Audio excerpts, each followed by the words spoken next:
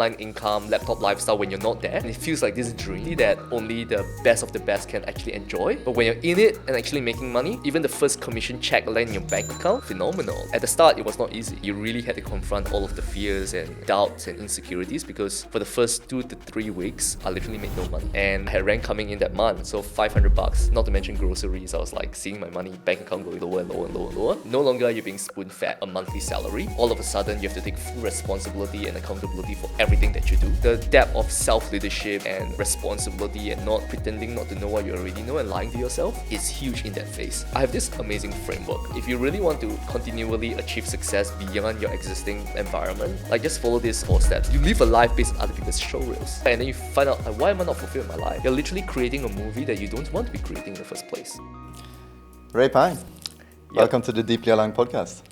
Pleasure, brother. Pleasure. Such a vibe having you here, man. Such a vibe. It's a vibe. It is a vibe.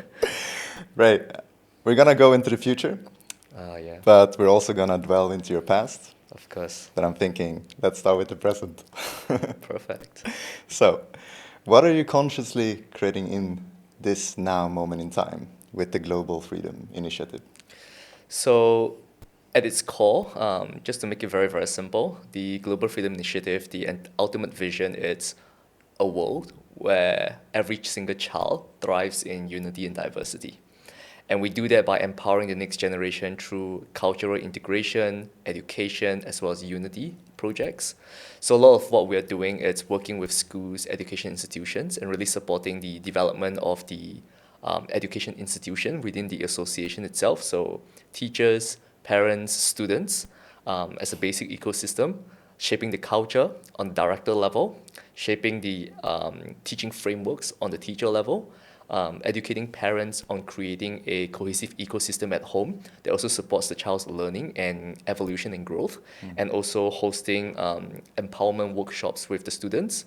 And something that we are very excited to really launch in December, it's December 2024 for whoever is watching this podcast. Right, so we're launching a couple of curriculums. The first one is social emotional well-being, where we're integrating various modalities like neuro-linguistic programming, hypnosis, Ayurveda, nutrition, fitness to really support the internal family systems, to really support the child's development, as well as also working with the parents. So this is the first curriculum. The second one, it's focused on entrepreneurship and innovation, whereby we are focusing on purpose-driven projects and initiatives. So for example, right, like a lot of us, for some of us at least, when we choose a university that we want to go into, we go into it without really knowing for what purpose, right? We choose our degrees without really knowing how does it really fit into our true purpose and our passion and our interest in terms of actually fulfilling our legacy, right? And for me, business has come to a point where I recognize that business is simply an external manifestation of almost like your soul's internal quest or desires to really manifest it externally. So when it comes to our programs, it's really shaping, because there will be some people or students who are not like ready to go into business yet, and they want to get their hands dirty and so on and so forth. So our program also kind of nurtures that purpose-driven mentality to identify which degrees can really support them in terms of their evolution. And for those who want to start a business, we also support them on the entrepreneurial front, because I've had almost 5 years, coaching, mentoring different students, and I've got 16-year-old kids making 10 grand a month, so on and so forth. So really instilling that into the education system to really support them in terms of financial freedom, spiritual freedom, and so on and so forth. So that's the second program. And the final one, which is quite near and dear to my heart and much needed for every single individual, it's sexual education. Yes. Right, so understanding what a healthy sexual relationship with yourself look like, what does self-pleasure actually mean, but also healthy relating with another in terms of the masculine and feminine dynamics at play. So these are some of the projects that we're facilitating in the education system, and we're currently in 5 countries, so that's very exciting. Very exciting, very exciting. We got India, we got Malaysia, So we've got India, we've got South Africa, we've got Malaysia, we've got the UK, we've got Singapore, and right now we're having conversations with a organization in Nepal. So and also Italy now. So things are evolving. Incredible. And Yeah, let's just delve into the past quickly, because I think it's important for people Yeah. just to understand your level of credibility, your level of accomplishments, but more also importantly, your kind of like evolvement as a human being. Mm. Could you please share with us like briefly on your experience in the agency space since the last couple of years? I'm thinking about 2019, 2020, Yeah. 2021, in terms of revenue numbers, profit margins, the caliber of people and thought leaders you've been working with Yeah. in the online education space. Please share. Yeah, so I've been blessed. And what really started this whole entrepreneurship journey was because I was in a full-time job in Melbourne. All right, let's actually go down to the past. Let's So do you it. guys Let's can do see it. the irony in terms of the projects I'm doing and also where I came from. So I'm from Singapore, essentially, known as one of the best education systems in the world, right? And for me, I was never a quote unquote good student.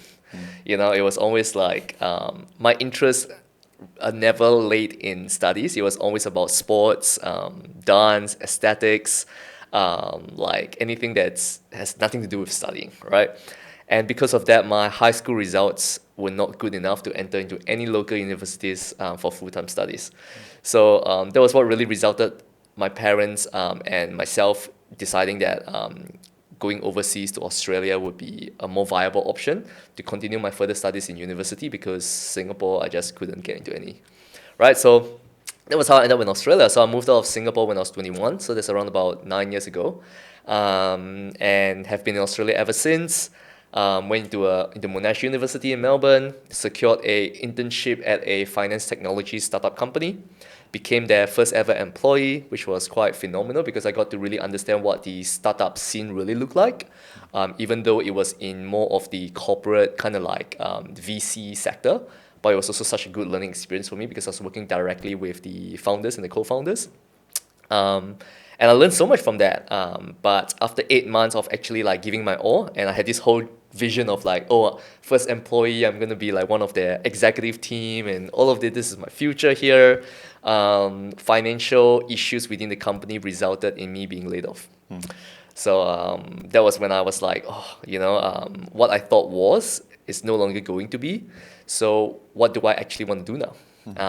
And that was when I came across this case study of this 19-year-old kid on Instagram, and he was making around about 25 grand a month, within 120 days of starting this program. And I watched that case study, and in my mind I was like, if this kid can do it, like why can't I? Like why? So I started having a conversation with the mentor, and back then I literally only had like 5 grand in my bank account. The cost was around about like 4.24, yeah, around about 4.1, 4.2 grand. And I was like, I had rent to come in. I had no income coming in then, so I was like, if I invest everything, I would only have around about, let's say, $500, because it was like USD 3 grand, and I had like 5 grand AUD, which is around about 4.5 grand actually, the program. Yeah. So I would be left with like $500 or less than that, with rent coming in and all of that. But in my mind, it's like, you know those moments in your life where you're literally at this precipice of finally making a decision for yourself beyond anyone else's fears or doubts or your own insecurities, and you're at this precipice, and all you need to do is take the leap into the unknown and see what uncovers. And that was exactly where I was at. And in my mind, it was like, if nothing changes, nothing changes, right? So I don't ever want to put my financial security and health in the hands of another. What if I take on the responsibility instead and see how this unfolds? And that was what I did. I invested 4.5 grand. I was left with like 491 bucks or something. Rent was $840 for the month. So in this moment of time, like how old are you exactly? And is this the first time in your life you're taking this kind of decision, or you've done it before a bit with Leap of Faith? Yeah, it was the first time that felt real. Yeah. Like any other times previously, like you have the comfort of like your parents and you're living in your home and stuff like that, but this was the one time that actually felt really real because I was in a foreign country, living in a shared house with a couple of like my university mates, like not having a lot of money and like really figuring out what to do with my life. So it felt the most real beyond like in the past. Like in the past, it was more like courage to actually just do it and taking the risk. But this was actually like you doing it now. You've got to take full responsibility for it. So for me, it was like the first door that really opened into this entire world of self-responsibility, leadership, personal development, like creating your own reality. And it was phenomenal. Like at the start, it was not easy. Like you really had to confront all of the fears and doubts and insecurities because for the first 2 to 3 weeks, I literally made no money. And I had rent coming in that month, so $500. Not to mention groceries. I was like seeing my money bank account going lower and lower and lower and lower. And it turned out to be a program for freelance copywriters. But I wasn't a copywriter. So I was in this like coaching program to help copywriters acquire clients, but I had no copywriting skills besides like stuff I dabbled in with emails in my previous job. And I had to learn what copywriting was. But the thing is, when you make a decision and you go all in, you really fine-tune your mind to a capacity where it figures out solutions without looking for excuses, right? So I was literally like taking a look at the entire community thread, taking a look at what other people are doing, the successful people, like really reverse engineering what they were doing. I was signing up to multiple different email lists to really understand how emails work, like scraping, rewriting, asking my mentor. I was literally messaging him almost every other day because he didn't set a boundary with that. So I was like, why not? I was just literally leveraging all of my resources. And after I think it was around about the second or third week of in that mentorship program, I actually acquired, because there were some resources that really support you as a freelance sales closer as well, appointment setter, not just as a copywriter. So that seems like the easiest barrier to entry because all you got to do is just tell them, hey, if I close a sale, then you pay me. Right? Like not much risk involved relative to a copywriter where you need them to pay you upfront and stuff like that. So that was my first client was literally a health and wellness coach. And I was his appointment setter. Amazing. And I was learning so much. I was going in, doing it, learning, failing. And within the first week, I was setting appointments left, right, and center. And the closer was closing it, so I was already making commissions. And there was just an entire world just opened up for me because you hear about online income, laptop lifestyle when you're not there yet, and it feels like this dream. It feels like this like alternate reality that only the best of the best can actually enjoy. But when you're in it and actually making money, and you see the first commission check land in your bank account, it's like a feeling like none other. It's like a feeling that's it's deeper than even making your first $100,000 month. That first whole shift in paradigm and shift in reality, and that was what essentially I received. Like within the first 2.5 weeks of my first client, long story short, 30 days after being made redundant, like the commission check that came in was like in my bank account I had 10 grand, right? And it was just like game changing. I was like, oh my God, this reality is fucking real, There's so many good key takeaways there, and we're gonna get into this deeper. But like, I'm hearing the reverse engineering part. Like go like, okay, I want this. I want to learn this skill, and I can see how other people succeeding with that skill has done it. So I'm reverse engineering that. What is the steps I need to do? Correct. 2, surround yourself with people who's already done it, whether that's mentors. You chose mentors. Yeah. And the mentor part, puzzle piece, big clue to success, right? Huge, yeah. Shadowing someone, learning by osmosis, seeing what works. And let's go into, because I heard you saying this before, where like you talked about the journey from 0 to 10K a month. Yeah. And then there's another journey from 10K to 100K a month. Let's leave that to later. But from the 0 to 10K a month, I heard you say it's about learning and persistence. Oh man, like, because it's a whole paradigm shift, right? Relative to 10K to 100K. Like, it's like the 10K to 100K is a paradigm shift within a paradigm shift. Whereas from 0 to 10K is a whole paradigm shift. Like you're literally stepping away from no longer you being spoon-fed a monthly salary. All of a sudden, you have to take full responsibility and accountability for everything that you do because it is now your business. Like your ability to actually lead yourself in that and not give up especially at the start. It takes so much more effort to get something up off the ground and running than to allow it to keep continuing running. So like the depth of self-leadership and responsibility and not pretending not to know what you already know and lying to yourself is huge in that phase, right?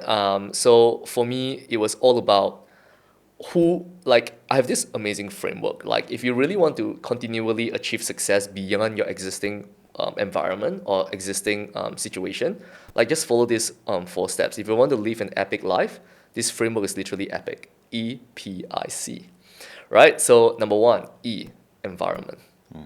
We are all byproducts of our environment, like whether consciously or unconsciously. The environment shapes the culture within that environment. We're in Bali, right? The environment in Uluwatu, environment in Ubud, environment in Canggu shapes the culture within that dynamic. 100%, yeah. So people move to different environments in order to experience different assimilations in cultures, right? So the moment you want to experience a paradigm shift in your reality, start really taking a look at the environments that you can transcend into, step into, and begin to really embrace and be present with it. Because once you hit E, you go into P. Then you connect with the people there, right? People create the world. Every economic system, legal system, healthcare system, any beliefs in the world has been shaped and modeled by sociology, society, which is created by people. So people have got the answers that you need. They are all mirrors within us, right? So once you have the right environment, you meet the right people. And guess what? When you come across the right people, then you receive the right information, right? Information, right? Everything, even this expression, right? It's all information, right? But you can only receive the right information when you're connected with the right people, because there are so many different like dissonance and distortions and noise out there. It's about who is the mentor or the person that the podcast, are deeply aligned with, that you can create a connection with, right? In order to receive the information that actually feels the most in guidance and in resonance with yourself, right? But without C, all of this are just deviations away from the truth, are just deviations away from what you need to do, are just trips, without actually like embodiment. Because C is consistency, right? Without consistency, no matter how much you change your environment, people, information, it's simply just almost like just a bandage on a wound and not the resolution to the root cause, right? Because consistency, like this quote from Robin Sharma, I love this quote so much.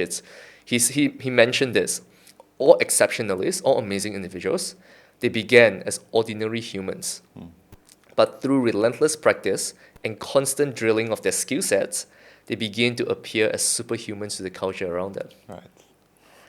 Legendary performers practice being spectacular for so long that they no longer remember how to behave in non-spectacular ways. And that's always the overnight success. You think, wow, that person just became successful really quickly. But no, you don't see the years and decades behind of the consistency, which is kind of a comprehensive word for taking action, being Exactly. disciplined, making choice after choice, decision after decision, Correct. action after action. Yeah, forming exactly. forming your results and creating your reality. Exactly. You've been talking before about taking ownership and start Yeah. creating. And you talk about this concept of like, make your life into a movie. Turn your life into a movie. And for anyone, it's almost like you need to pause the podcast and like go to his Instagram and check out his post about his movies, because he's making a movie for every single year. Oh, And yeah. they are truly inspiring in Thank so you. many ways. It's incredible. So we touched upon it a little bit with this like blueprint for turning your life into a movie, I guess. Yeah. Is there anything else we can add to that blueprint? Like if you go back to Ray in your early 20s, Yeah. like what was the steps of slowly creating your desired reality and turning your life into a movie? Yeah. The key understanding is this, right? Like conformity rarely brings innovation. So innovation comes when you break away from the herd and you begin to honor the truth in which you are. And the most important thing for us to recognize is this: there is no coincidence that you are born into a specific set of parents, a specific culture, Like that. right? A specific like man or woman, right? The way you are. There is no coincidence. There is no one like you, right? However, society tries to conform people because they have a distorted perception of unity and they see unity as uniformity, right? But to be uniform, right, if you really look at the word play, to be uniform is to be uninformed, right? Whereas information comes from within, right? So when you begin to acknowledge that you are such a unique expression of a collective whole, then how you facilitate your life gets to come from that and not come from externalities, right? Which is such a huge lesson that most of us been through, you know, the quintessential journey of the odyssey of the soul. Externalize first and then realize that the internal world is what creates our reality, right? So in order for you to truly turn your life into a movie worth watching, you need to understand this, right? It's when you're in the cinema and you're watching a movie, right? You're sitting in the cinema, you're watching a movie from 0 seconds to whatever time the movie ends, let's say 2 hours, right? And you've got to sit there to really understand the beginning to the end, right? However, the entirety of the movie already exists on that showreel, right? Yes, yes. So time is such a interesting concept in this human experience, right? It's the same with us. When we're creating our reality, there is a certain innate purpose, a showreel that's already in there, that you know that to be true. Like you're just pretending not to know because of your fear of rejection, insecurities, or any distorted beliefs that you've taken on, distorted perceptions you've taken on. That's kind of like delayered and repress that showreel that's there. So you live a life based on other people's showreels, right? And then you find out, why am I not fulfilled in my life? Because you're literally creating a movie that you don't want to be creating in the first place, right? So we're all coming back into this delayering journey, and people have this distorted perception of spirituality, you know? Like, I'm spiritual, I'm not spiritual. Like, everything is spiritual. Yes. Everything is spiritual. If God, the universe, whatever you choose to believe in, is all there is nothing that is not spiritual, right? So that separation, the illusion that we create within, like even segregating or separating spirituality versus the human experience is like, it's how we kind of created distorted versions of like our life, which is the showreel. So if you truly want to create, like turn your life into a movie worth watching, is to first unravel the showreels that are not yours to play, right? That are not innately coming from the truth, the showreel that's within, right? So getting clear on that is so important, like clearing any of distorted beliefs. And I love this question is like, if there are no external expectations and no beliefs of any kind, what do you truly want? You know, what do you truly want? And be present with that, right? And then when you are present with that, guess what? You resolve that soul's need for that specific situation or the event you need to experience. Then can you transcend it to experience an elevated or evolved sense of purpose. But if you're not present with the initial sense of purpose and you think that this sense of purpose, it's like you start to delayer it with other distortions, then you always need to come back to it. So what ends up happening is a lot of people take their past, they put it into the future, and they walk through it.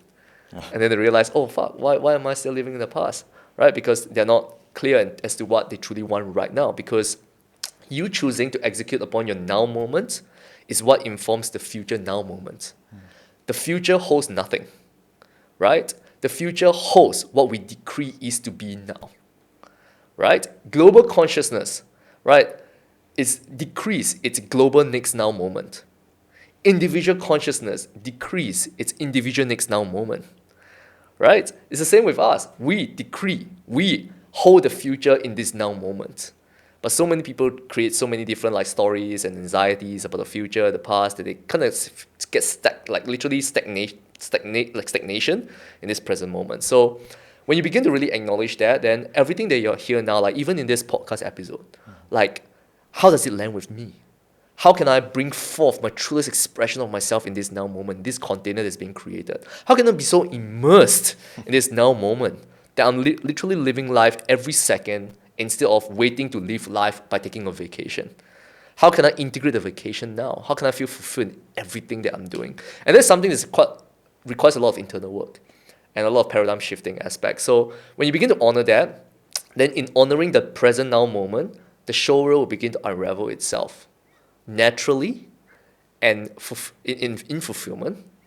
and in the most ecological and expensive ways. So that's literally how you turn your life into a movie worth watching, is really recognizing that the movie is not created in the past or in the future. It's really dictated and facilitated now. Couldn't agree more. Yeah. So yeah, what I'm hearing, it's a lot of starts with yourself, self-awareness, Oh man. your intuition, all of this, your deepest inner truth. Yeah.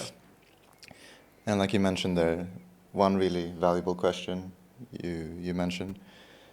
Would you say it's like in simplicity, it's about like spending some time with yourself, reflecting, trying to feel into your body, feel into your heart, I guess, journal, these kind of things, that is slowly gonna unravel the truths for you? Yeah. So for me, truth is immersion with love and discernment. So what do I mean by that? How do you really live a life true to you? It requires a lot of introspection because your external reality is literally facilitated by your internal reality. So you really have to understand your internal landscape. And sometimes for people who are just beginning in this internal journey, there's a lot of noise that you have to cut through, right? A lot of For it. people, yeah, a lot of it, right? For people who are more mature in this journey, then they're able to kind of discern the noise with the truth, right? Which is the internal state of truth, right? So for those who are beginning, right, it's so important.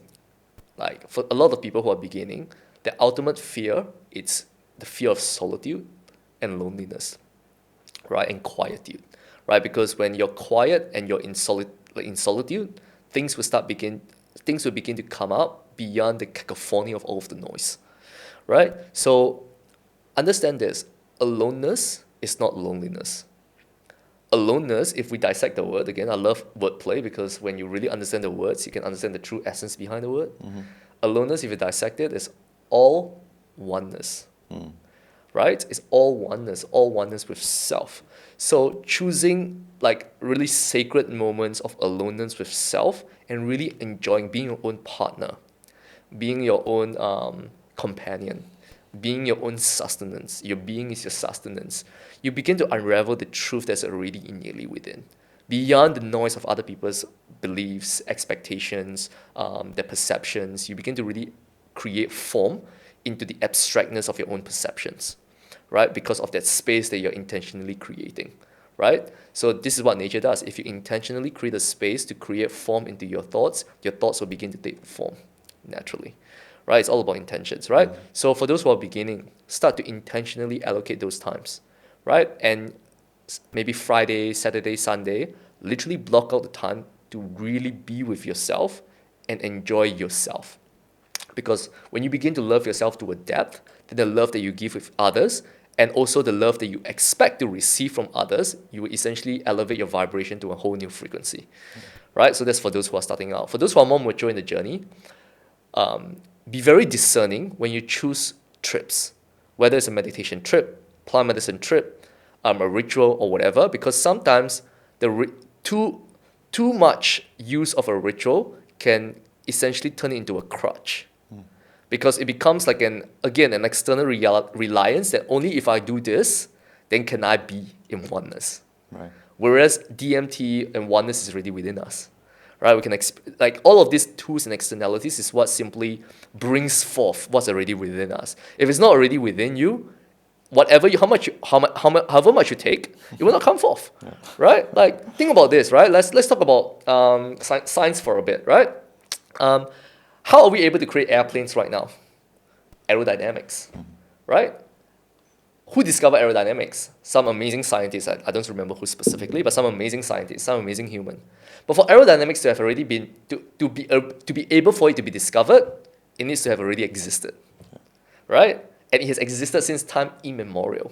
Birds flying, leaves fluttering in the wind, all of it. So it's the same with us. In order for us to experience oneness, the oneness would have already been within us, right? A drop is the ocean is the drop, right? So, like, for those who are more mature, be even more discerning as to when you choose a ritual, when you choose a trip, right?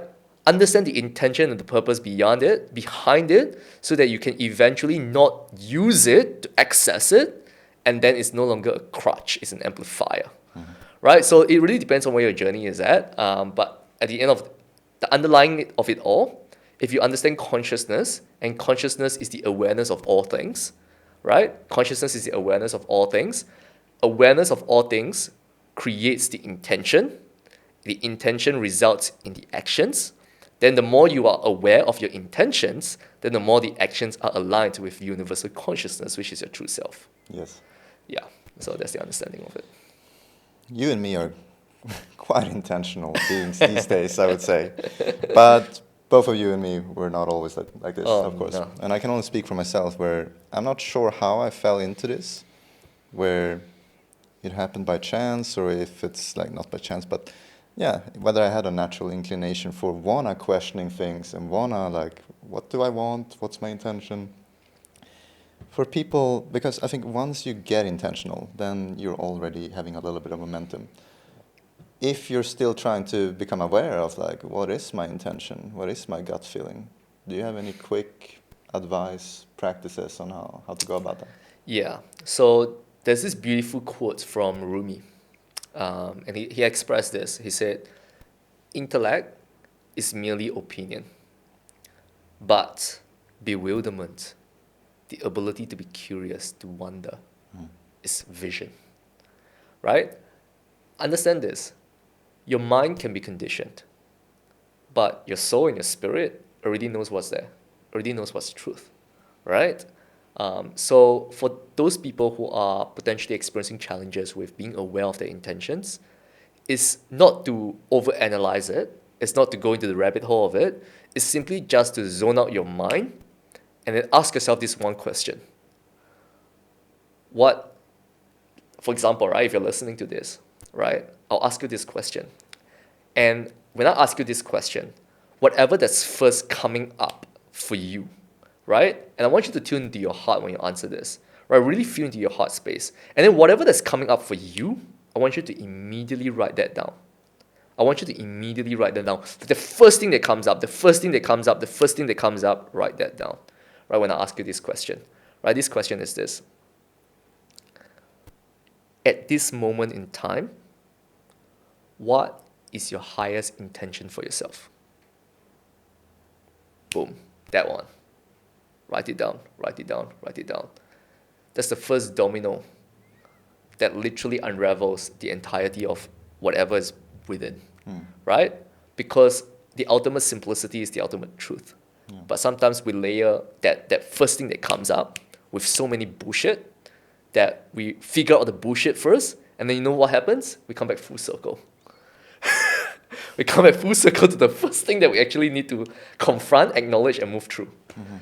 So that is something that can really support you. And for those who are more theoretical, who are more analytical, go and do your research on this very beautiful learning process from Socrates called Elanchus. Elenchus. And Elanchus is the ability to utilize questions to dive deeper into the truth of who you are. It's using questions to come up with the right answers. So because the questions you ask determine the answers you receive, right? The more specific you are, the more aware you are of your questions, the more aware you will be of the responses to that question. So for those of you who are, those research peeps, right? Do your research on Socrates and Elanchus. But really, like ultimate simplicity is ultimate truth. Like stop pretending not to know what you already know. Stop like thinking that there is more complexity to what is, which is literally what the legal system does, like a whole voluminous book of laws, when ultimately all we need to really adhere and really the only one law that we truly need to experience true justice is literally I am you, you are me, we are all. But then we create this whole voluminous book of laws and we create this whole separation of guilt, right and wrong, good and bad. So definitely come back to the simplicity of it all. It's actually very simple. Amazing. Let me try to simplify this. I always like to break it down into some kind of strategy or whatever. But would you agree on this, that if we call this like consciousness, vibrational frequencies, and then we talk about like creativity and intention, another word for like 5 graders would be like just follow your curiosity? Oh, yeah. Yeah, 100%. Yeah, it can be as simple as that. Follow your curiosity, see where it leads, and reflect upon it after. That's it. Amazing. Can even be as simple as that, Like, because curiosity is such an innate nature within us as creator beings. In order to truly create something, you cannot create something if you're not curious. There's no way. You cannot innovate if you're not curious. Yeah. You cannot live if you're not curious, right? So curiosity is such a natural inclination, and sometimes the curiosity goes beyond what society deems as moral or immoral, right? So you really have to feel into where is it coming from, because sometimes that curiosity can come from pain, but sometimes that pain will perpetuate until the curiosity is fulfilled, right? So this is a very beautiful example. So I was having a conversation. So I was in Sydney in March. I was speaking on stage alongside Tai Lopez. We're speaking to over like 350 business owners, and we had a dinner after the entire dinner with the crew and everyone after the event ended. And I was having a conversation with the guy just that sat right next to me. And the thing with synchronicities, like in my experience right now, there is no coincidence sometimes that someone is sitting right next to me or like whatever, like just something there that is going to unravel. So we started having this conversation, and he was talking to me how he held so much guilt because of his past infidelity. And there is this woman that he's seeing right now that's extremely beautiful, and he's choosing to be loyal and all of that, and he's really resolving his past. But at the same time, there is this urge and this need for him to experience polygamy, right? But he feels so much guilt because of his past. That's stopping him from fulfilling the curiosity because of this woman that he's meeting. So the universe does this. It creates a beautiful container and events and situation to truly allow you to look at your deepest needs to resolve them, right? And that was what's unraveling for him. And I asked him this. I said, so if you do decide to choose polygamy, what would this woman that you're seeing right now, how would she feel? Like, what did she say? Have you had a conversation with her yet? And he said, yes, I actually have. She's actually cool with it. Then I'm like, yeah, then she's cool with it. So why aren't you choosing to explore this need that you have right now? And then he went, and before I even asked him this question, it's like I held no more guilt with my past infidelity. I feel as though I'm like pretty like complete, like blah blah blah. I said, because like I'm kind of afraid that if I do that, then she might leave me or like all of that, and that's based on his past experience of his past infidelity. Whereas his deepest need is to like experience polygamy in order to transcend it, right? Sometimes we experience something to transcend it, and I told him this you mentioned that you held no guilt, but it seems as though there's still something there to explore. Yes. Like the universe is literally like presenting to you an opportunity right now to resolve that guilt and go, what do you truly want? Experience that in order to transcend it. Mm-hmm. And that shifted something in him. It's like, oh yeah, that's true. Like I get to actually experience that now without guilt. Yeah. Right? So this is the thing, sometimes things come up and we have got to experience it. We have got to be curious. Like the curiosity actually leads to a resolution of that curiosity, and what ends up happening is when you fulfill that curiosity, right, without fear, guilt, shame, all of that attached to it, you begin to receive some experiential data codes that allow you to transcend the experience that you have needed to learn specific set of lessons, right, in order to transcend.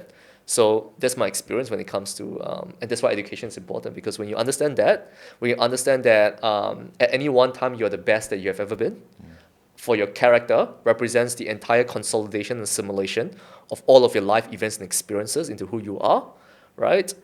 And your personality is almost like it's like a tool, like a conscious tool that you use for a specific lifetime, right? In order to receive specific set of lessons, then you know that like every role, personality that humanity is being expressed right now, the murderer, the rapist, the child molester, all of this that we deem as undesirable, it's literally a reflection of a collective humanity struggling for light, right? And then when you truly understand that, then there's no judgment. There is only education.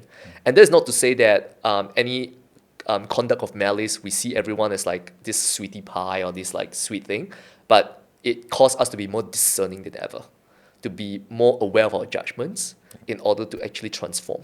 Because you cannot truly empower someone when you hold judgment towards a specific situation. You only project, right? So that's why education has always been the key, and not the education that we know, that we've known. It's like, which is imprint. It is empowerment, and the education that we've known for so long is all about conversions, and to convert is to enslave, but to share is to enrich. So it's a shifting of a paradigm right now. Well said. I'm gonna go back to the example because it was such a great example also, where like it's not really about polygamy or monogamy or whatnot. Yeah. It's the thing that behind that, right? Of like, what is the thing that you're feeling? What's coming up for you? The guilt, fear, shame, anger, whatever it might be. And like you say, it's fascinating as anyone keeps on living their life. Sooner or later, you're gonna feel and experience how the universe are giving you these Oh man. situations, these containers, these that can always like bring back a reflection onto you and your Always. internal world, and what you kind of need to keep on healing or grow on as a person Yeah. or on a soul level. Bringing this back to the journey once again of like 10K Yeah. to 100K. I know you mentioned about like you have the 0 to 10K, that's more about learning and being persistent. Yeah. 10K to 100K is more about overcoming challenges that leads to transformation. Yeah, the interesting thing about 10K to 100K, it's almost like a hero's journey sometimes, because like and different people will have different like avenues of journey. For some of you, you are looking at 100K because it's a borrowed belief. You know, like you want to make 100K because it's what the industry says. It's like you want to get grade A because it's what the education system say. Like, so sometimes it's like that, and that was that for me. And because of that, I was chasing a almost like a matrix of status and self-worth externalized outside of me, and it came from a place of needing to prove that I'm worthy in society, right? It came from a place of needing to feel as though I belong in society, and it was a relentless chase. So I was like, I was just hustling, I was just chasing. And I remember so clearly, and I can see the contrast right now because of how much I've resolved the need within me. It's how insane it was that I was in that place where I was receiving like transaction notifications like weekly, like 30 grand, 40 grand, 50 grand, but it was never enough. You know, like it was never enough. It was just like literally I saw like 30 grand come in. I was like, yeah, that's not enough. Like I need to do more. 40 grand come in. Like it's just this whole like almost like this numbness to the numbers because of my numbness to my internal self. And that was what I chased. And when that happens, I mean, the universe always seeks a balance. Nature always seeks a balance. So when you go so much to the end, like we did around about 220 grand, you know, in less than 2 years per month. And we made well over like $2 million around that time. And it was never enough. Like it was never enough. And now even looking back at it, like you made $2 million and you know what happens? The universe seeks a balance. We like my business partner liaised with a forex investment fraudulent scheme. And it was also because of my naive trust to him again. You see this whole like father wound that I had that created all of these like patterns that perpetuated externally of needing to feel worthy. And I saw him as a father figure, pseudo father figure because he was in his 40s, built and sold business before my initial mentor, unconsciously put on a pedestal, naively trusted his decision. And also part of me wanted him to take on this responsibility because if I know this responsibility is done and dusted, then I'm done and dusted with this partnership. So this is unconscious need for me as well without realizing it. So it turned out to be a whole fraudulent scam. We lost $2 million of our clients' funds. The irony, right? Like the nature always seeks a balance, and lost all of it. So literally a dark night of the soul, you know. And some of our clients, you know, connected their mothers, life saving stuff like that. So looking them in the face and going like, we lost all of it. Poof. It was such a humbling experience in radical responsibility, and also almost like a true introspective reflection of how much I've built from a place of internal void rather than from a place of true fulfillment, from truth. Because when you're in the entrepreneurship space, it's like unconsciously you step into another rat race. Because it's again, it's this whole system of like borrowed beliefs, mentors educating other people. It's just another expression of the education system, honestly. Entrepreneurial matrix kind of. Yeah, exactly. You know, like it became a whole thing. So then stepping away from it and going like, fuck all of this shit. You know, like if I've got nothing to prove and no one to please, what do I actually want for myself? What do I actually want to create? And that was what resulted in me like kind of like literally like taking a look at everything that was like I really enjoyed my previous business, consolidating all of that, starting a new coaching business, and that hit 100K, 105K per month in 4 months. it was like a whole hero's journey. You know, this like you lose everything and then you realize that you're like nowhere after 2.5 years of blood, sweat, and tears, but you're actually like navigating the shifting sands of somewhere, you know, and then you kind of like pop out of it, and then you realize that you actually can create from a place of like, fuck everyone's belief systems. I just want to do whatever I want, build a business model that actually works for me, and then hit that figure, right? And for some of you, it's not 100K. For some of you, it's like really like 20K is perfect. For some of you, 10K is perfect, right? It's about honoring what you're receiving and what you are choosing to create than any other metric externally. Because whether you're making 3K, 5K, 10K, 100K, you've got exactly what you need, right? So it's beyond the numbers. It's all about like, all business models fucking work, right? But it's the same for humanity. We have all got, like every reality fucking works, right? For every single person. But our DNA structure is different, which means that our business model is going to be different. So when you honor like your being, then your business model begins to honor you, right? But if you create a business model based upon everyone else's DNA structure and not based on yours or what you truly want, then it naturally is going to crumble, right? So every business model works, but there is a perfect business model that works for you. You've got to find what that is, and what that is cannot be copied or pasted, cannot be like taught by anyone else, can be leveraged from information that you receive. It can only be truly created when you tap into your being, which is your sustenance, and everything will begin to provide for itself. So that is the quintessential journey of like 10K to 100K for some people, and some of you 100K is not something that you will ever receive because it's not literally like what will fulfill you the most. It's just a fucking another matrix. It's like grade A, grade B, like all of that. So like you've got to detach yourself from that that what the matrix mean for you and more of like what do you actually want for your life, and that's the journey from 10K to 100K. Like literally, like it's a quintessential odyssey of the soul to come back to self after experiencing the paradigm shift of 0 to 10K. It's like coming back. It's like for all of us, we all tend to ask ourselves, hey, what's a career path that can give us like the financial location and time freedom? But then a better question in the long term is obviously, what's the career path that is leading me to becoming deeply aligned? Whatever that means to me, alignment, my own truth, what am I actually passionate about? What's my purpose? All of these regular, usual words, right? But still. Yeah. And as you guys notice, I don't need to ask Ray I don't need to ask you to be vulnerable. You're naturally doing it. And that's such a way to lead by example. Yeah, man, like Deep respect, man. I appreciate that I received that. And it's also this understanding of ultimate power is ultimate vulnerability. For you to go like, here I am, I'm bearing my all, and I'm safe and secure within myself. It's such a beautiful space to be in because then you become truly unfuckwithable. Like anything you throw in my direction, I will just face it with love and vulnerability. And love and vulnerability is what de-escalates any other. And it's so interesting because I was having this conversation with one of my partners this morning. And we were talking about like masculinity, you know? And there is this whole perception of, and it's almost a journey, right? And there's this whole perception of like men needing to become warriors, like let's become fighters, you know? But the paradigm shift is a warrior who has found his peace. It's a whole paradigm shift, you know?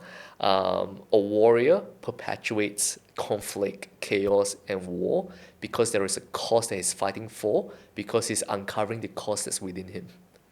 But once he has uncovered the cause that's within him, there is no cause to fight for besides facilitating that cause internally outwards, and that can only come from peace.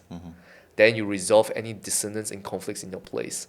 Then you don't go into any situations looking for a fight, looking to fight for something because you have already embodied the fight that you have been looking for outside of yourself, within yourself. Right? It's a very profound, it's almost like this state of calmness. And you really see things in a very different light. So whatever distorted perception, and for some people, they might need that. They actually need to step into the warrior mentality first because they have been passive for far too long, right? So pendulum swings this way, come back here, and then find the neutral ground, right? So for some of you, the journey is actually to become a warrior, to embrace that primal nature, right? And that I have been in chaos for so long, conflicts for so long, always looking for something to fight, for something to like go against, us against them, all of it, that coming out of it, it's a whole paradigm of like I see the warriors at play. I only have love and compassion in the journey that you're on, And once you realize that there's nothing to fight for besides acknowledging the truth within yourself, my hand is here. Yeah. Join us in this facilitation and evolution of human consciousness towards peace. So it's a bit of a very interesting like play when it comes to that. Beautifully said. Like another way of thinking about it is like, if you don't have self-love and self-respect, like internally, what does it matter what else you have, what business model you have or whatever, if you don't have that? And bringing it back to like masculinity and feminine energy, I heard you say also like masculine energy is about, well, it's many things. It's releasing, but also it's about building the frame, the fighter, the warrior, build, fight, structure, systems. But then the feminine is about receiving and feeling it, fulfillment, feeling it full. Exactly. And I will quote something from the Bible when it comes to marriage. They say it like something along the lines of man and woman coming to one flesh, right, through marriage as a union. And this is something that essentially like can be evolved and transcended upon, which is like one flesh. There is the man and the woman within you into one flesh, right? So the masculine's nature, exactly as you said, is the giving, is the provision, is the creating the structure, the frame, and all of it. But it's also the penetration, right? The ability to penetrate life itself. And in that instance, like a lot of the times, the masculine energy, what it does is it organizes things. It slices things into parts in order to kind of create the structure, right? In order to build, right? But the feminine within you is what brings the depth to the structure. It's what brings the intuitive feel to the structure. So when you talk about your gut instinct, right? It's not your masculine nature that's really talking. It's your connection to source, it's your feminine intuition that's coming forth. So whenever I have conversations with some beautiful women in my social circle, and I say, the reason why I can hold space for a powerful feminine woman is because I'm able to hold space for my woman within me, right? And for some people, it might feel like, oh, you've got a woman within you or whatever, like, but fuck, I love the woman within me, you know? Me too. Yeah, exactly. Like really nurturing that feminine, like really understanding what your feminine requires beyond the social norms, conformity, and so on and so forth. Right? Once you tap into that, you really also begin to receive what the universe has to play. Biologically, like the man penetrates, the woman receives, right? And in penetrating, biologically, the man releases, right? And when you release, usually the experience that you feel is peace. For the woman, she receives, she feels fullness. And in the fullness, she receives love, right? So a man at peace is what will create the divine love within a woman to a depth that she has yet to meet within herself if he's able to lead her through that process of that. And then it becomes a very beautiful dance of energies. So like begin to really feel that within yourself, and you'll begin to actually like facilitate a reality that brings both together, Yeah. Amazing. I heard you say it takes practice to be able to keep on making decisions from a place of, well, absolute truth. Yeah. And we kind of been dabbling in it again and again, but like, once again, how can we break this down for people? Like, what does it mean to be able to make decisions from a place of absolute truth? Yeah, so I'll give you guys a practice that you guys can integrate into your life in various capacities. But the principle and philosophy behind the practice is full life immersion, which means I don't reject all expressions of life I'm living right now. I literally receive, accept, and reflect upon everything that I receive right now, right? In order to find the nuances in this life that we get to live, right? And this practice, I do it every single day. So it's almost like an anchor, almost like a continuous reflection of introspection within myself. It's very quick, 5 minutes before I go to bed. 4 questions I'll ask myself.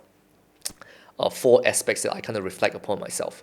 The first one is I reflect upon the entire day, right? All of the best moments, the blissful moments, the gratefulness of it all. I reflect upon it, allow to feel within my body truly. Because sometimes when you're in that day, you might not have the space to really feel into the presence of that moment. So before I go to bed, I do that, because also I believe what you go to bed with, you wake up with, right? So that's why I do it before bed and not like in the morning. I wake up in the morning and boom, So then like really feeling into like all of the gratefulness, the pleasant moments during the day. That's number 1. Number 2, I reflect upon the dissonance throughout the day. Which moments was I not in truth? And you can feel it in your body. Like, did you react? Did you say something to exaggerate rather than what is? Did you kind of like downplay yourself instead of saying what is? Did you do things that is out when you wanted to say yes, but you said no, when you wanted to say no, but you said yes? Right? Really reflecting upon it, like radical responsibility, self-ownership, right? And I begin to really list it down. And then I create an alternative situation where if I am in love and truth, how would I respond differently? And then I let it sit into my entire being again to assimilate that. So that's number two. Number three, I thank this amazing body. This amazing vessel, like 2 legs, 2 arms, can see, can smell, can taste, like phenomenal to experience this world we get to experience and this life I get to live. I really give love to this body. And if there's any parts of my body where I'm feeling aches or like pains or stuff like that, I really feel into it and I send it love. Like, I send it love, I send it love, I send it love, I send it love. Right? So that's number three, really honoring this vessel, right? And then number four is honoring my divine destiny, which is my potential. So I usually have a prayer that comes forth when I do an oracle card reading for myself. And my current prayer is, so for me, I believe in all religions. There's an element of truth in all religions. And I'm very discerning with the contradictions in all religions as well, right? A drop is the ocean is the drop. Ocean is the divinity that is all. The drop is the multiple different religions that make up the entire ocean. Religions are simply an expression of spirituality in their specific culture, right? So for me right now, as I begin to receive divine guidance within myself, what is coming forth for me truly, it's Jesus Christ, right?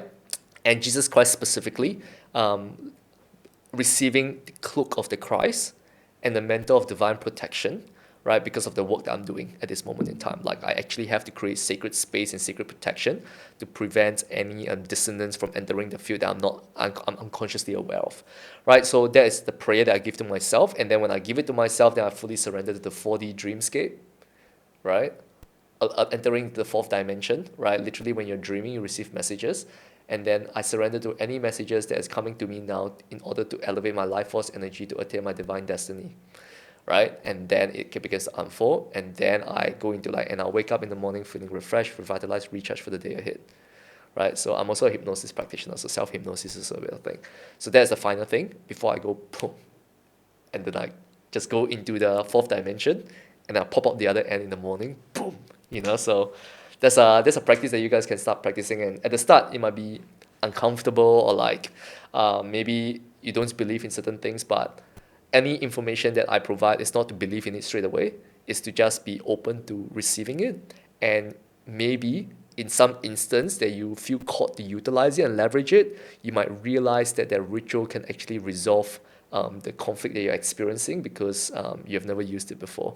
So experience comes from being open and using it and seeing the results of it rather than just rejecting it.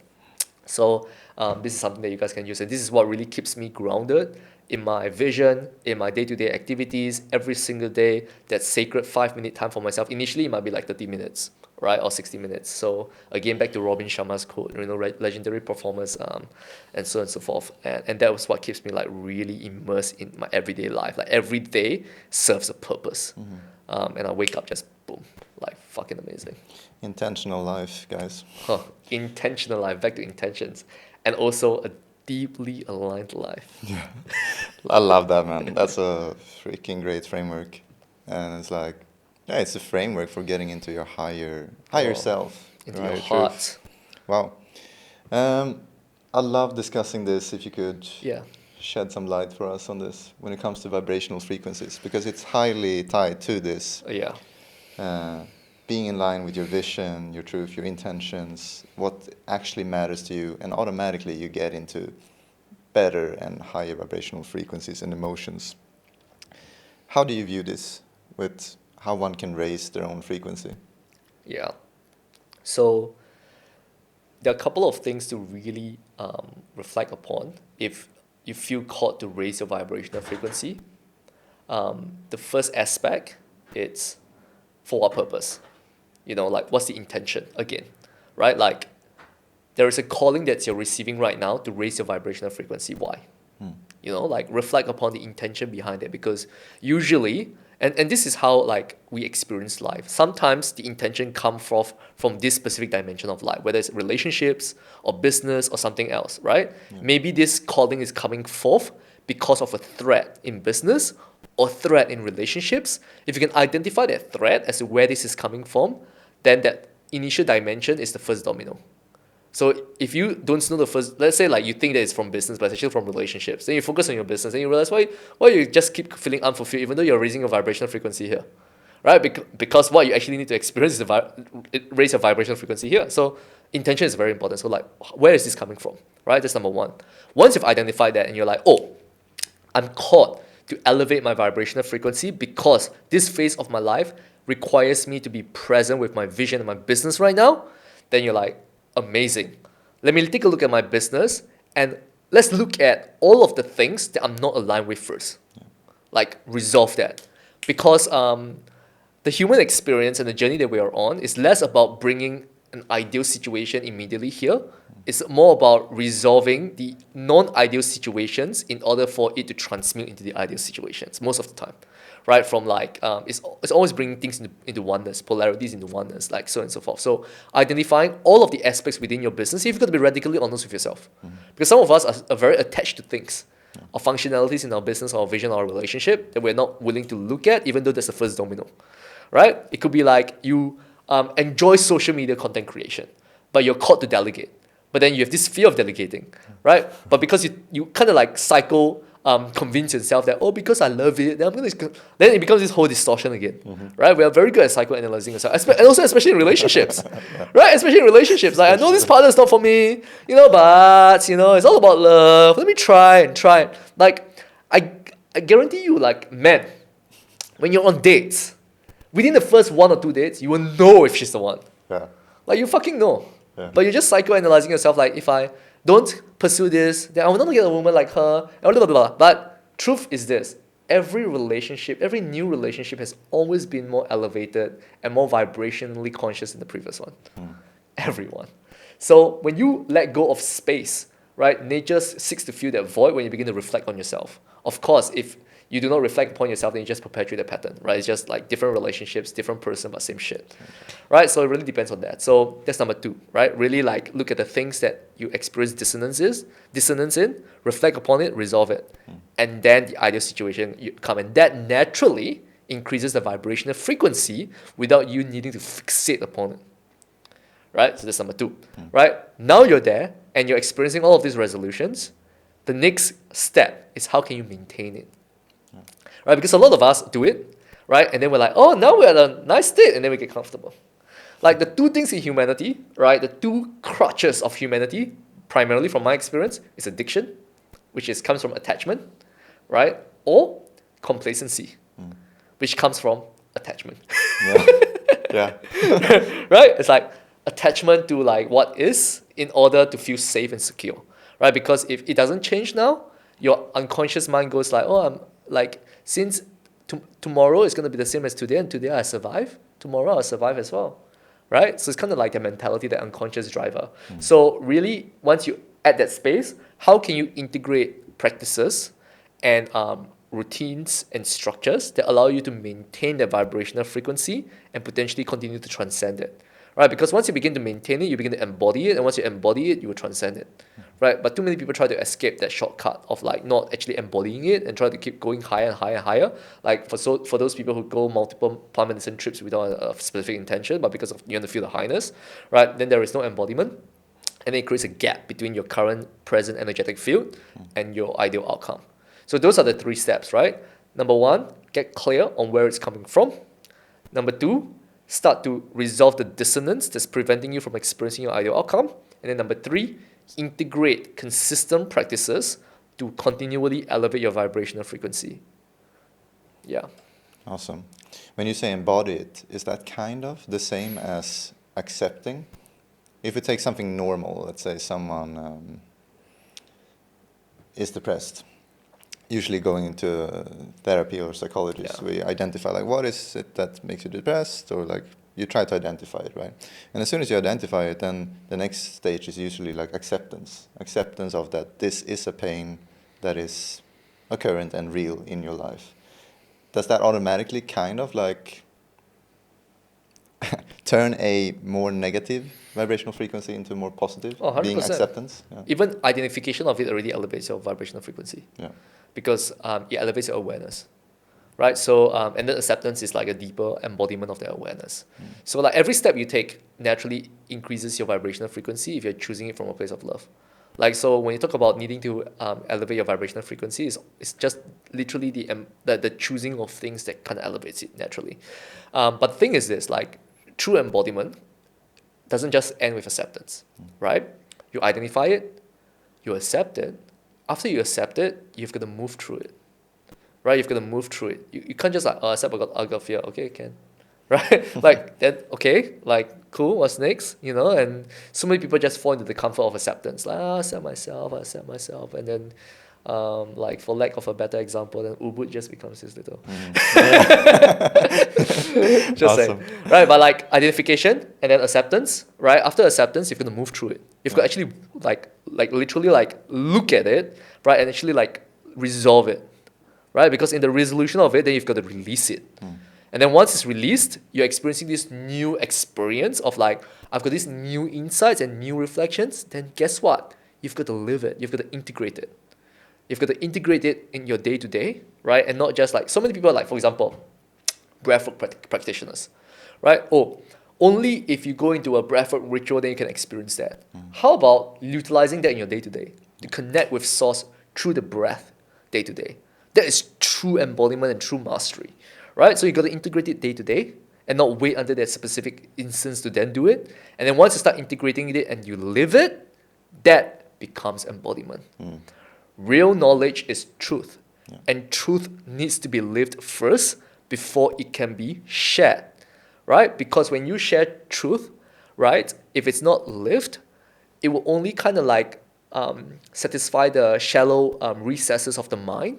It will only serve as intellectual theory, right? Like just tickles the mind, but not truly, it doesn't reach the soul, right? So real truth has to be lived, right? That's why we're in this human experience. That's why we're in this movie where we watch from one end to the other end because we need to live it, right? So it's all a part of this human experience that we get to live. Deep question. I love it. What do you think we're all here to do? Probably like individual journeys, but like in summary, like what are we here to do with our human experience? We can talk about like past life, this life, Cool. and the cosmic up leveling in Cool. So words cannot describe the grandeur of what we are here to experience. All right, so let's put that into context first. All right, so whatever I'm expressing here is based upon my perception and intuitive understanding of purpose and existence, from my personal experiences and from the threads that exist within me and from the threads I've integrated from others. Right, so you got to feel into the truth yourself. So on a cosmic level, right, we need to understand this. Humanity's ignorance of an ever-evolving universe doesn't prevent the universe from ever evolving, right? So when you understand that the universe evolves either way, then you begin to understand that all of us in these little drops that we are just continues to essentially contribute to the evolution of the universe in ways that we are contributing to in any way whatsoever. So whatever unconscious purpose we are living out, conscious purpose we are living out, all contributes to the universe's evolution no matter what you do, right? So let's get that understanding first, right? And if you begin to understand, and I'll speak from the human experience, right? The human experience, like every single action that we take, decision that we make, right? People think that we're logical creatures, right? But we're far from it. Every single decision we make, action that we take, is based upon an unconscious emotional imprint in order to feel more love, to feel more accepted, and more importantly, which is again coming back to the universe, to feel more whole. Right? So we are continually resolving polarities, dissonance into wholeness, into oneness in every action that we take. We believe, like even me sitting on this podcast right now, choosing it allows me, it's like based upon an emotional imprint that having this conversation with you will allow me to feel fuller, and then impacting the people who are listening to this will allow me to feel fuller, and being in this experience will allow me to feel fuller. right? So all of us chooses actions unconsciously or consciously for that, right? So understand that. So if you understand that the universe is ever evolving, right, and you understand the human experience is to feel more whole, then you begin to understand that the universe is also evolving in order to feel fuller and wholer.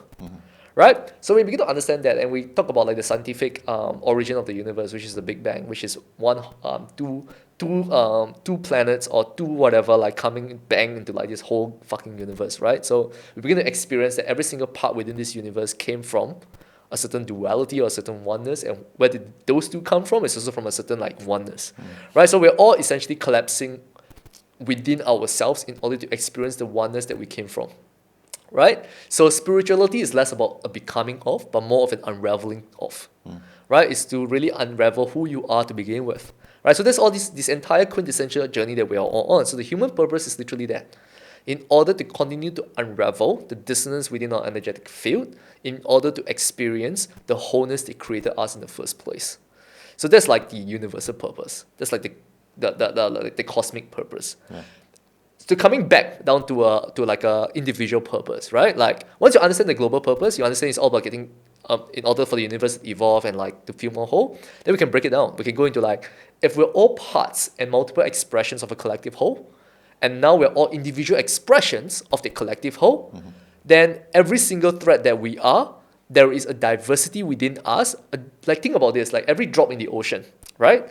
Like different drops go through different journeys.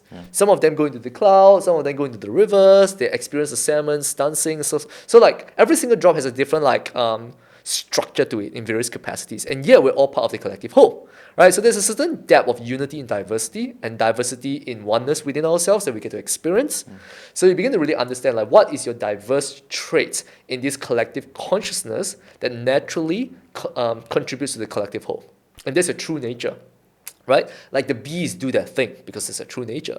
We do our thing because our true nature. The bees don't have to chase things to be them.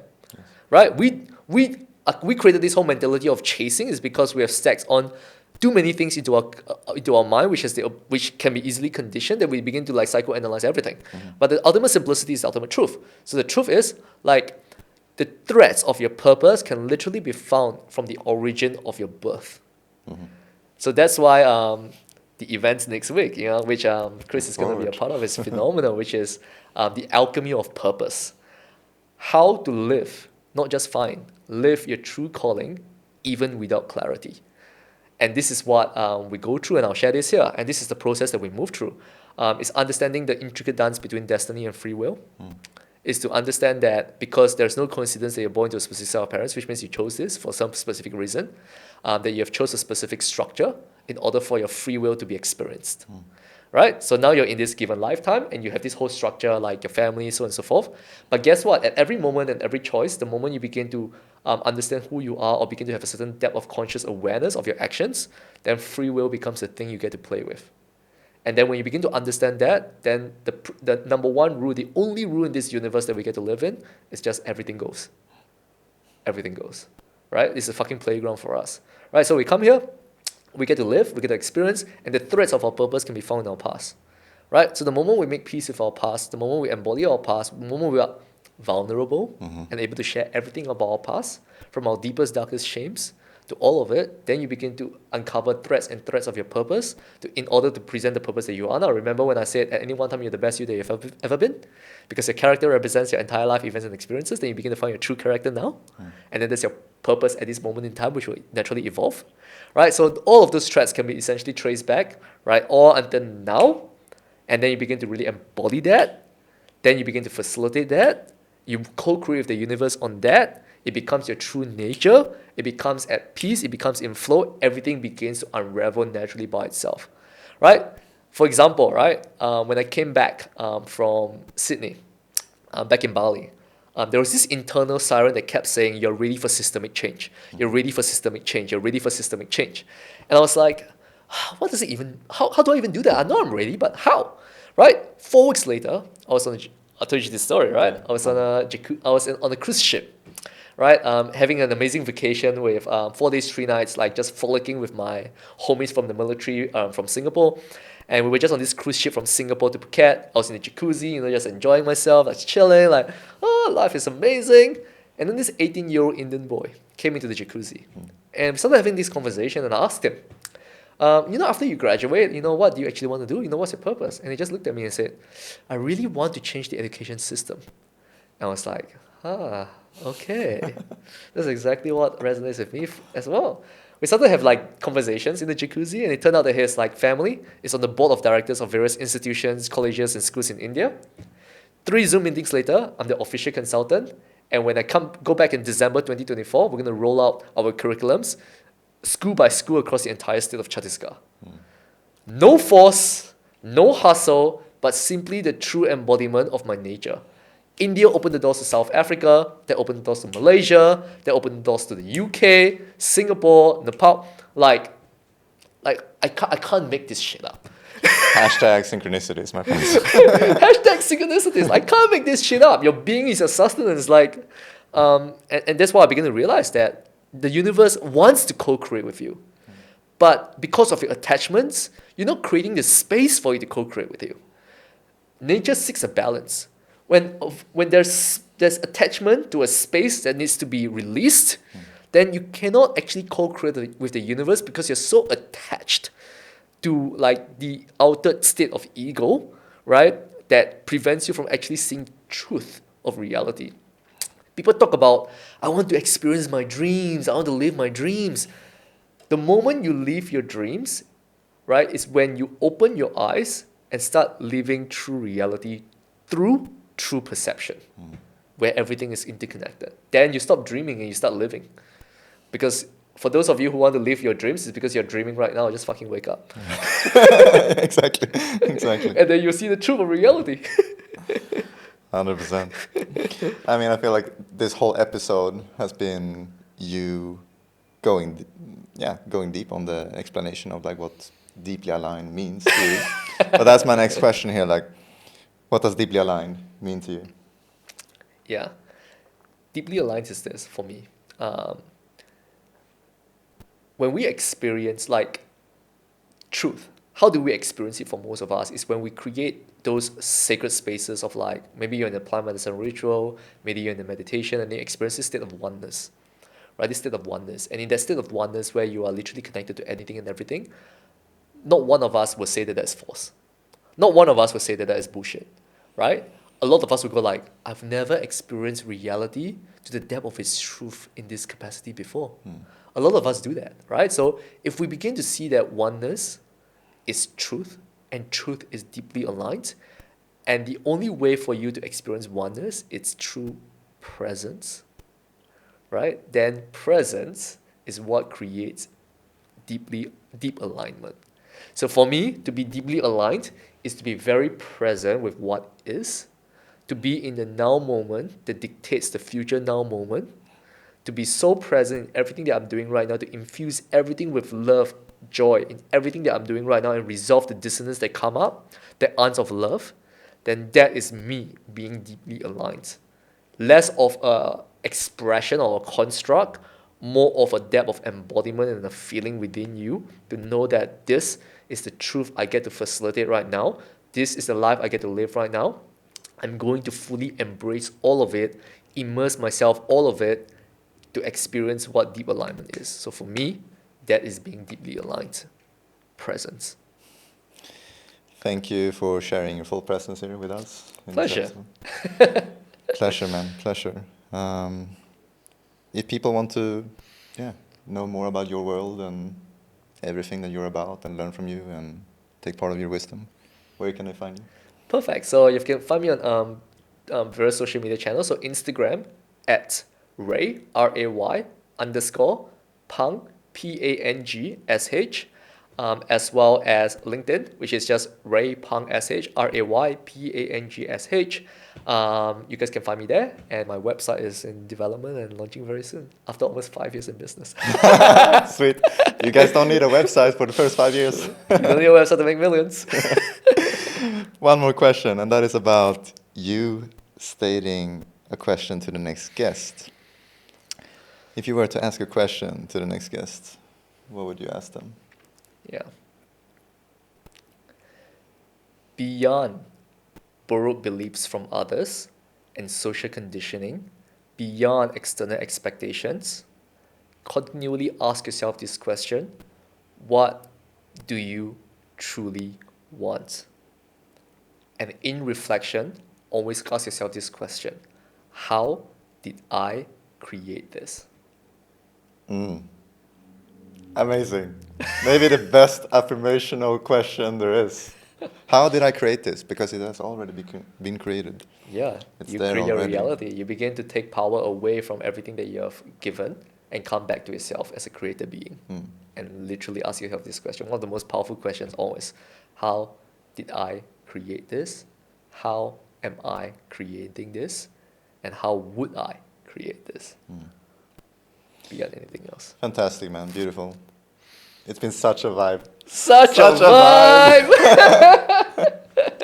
Thank you very much, my friend. Such a Thank you. pleasure, brother. Yeah, always an honor. Always an honor.